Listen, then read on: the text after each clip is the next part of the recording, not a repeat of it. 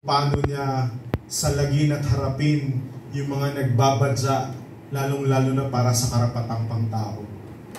Kanina nga po, nire-review ko yung track record niya. Napakalaking kawalan. Ilan na lamang ang kongresista ang merong paninindigan sa panahong ito. Ilan na lang sa mga politiko natin yung marunong magsalita ng totoo.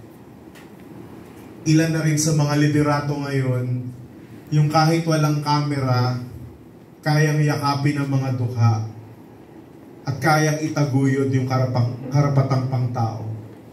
Kanina po nung binabati ko si Tita Nila, sabi ko, kung nagpapahinga na po pala kayo, si Celia na yung ang talagang busy-busy.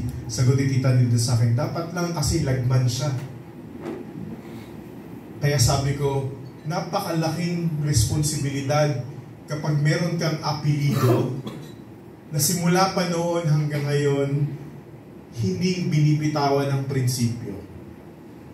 At alam ko marami sa inyo na galing pa sa iba-ibang lugar, chapters ng Fine, makakapagpatunay kayo kung paano namuno ang pamilyang ito. Nakakalungkot lang na sa tanghaling ito nagtitipon tayo dahil wala na yung kaisa-isang kongresista na magtataguyod ng lahat ng pinaglalaban natin.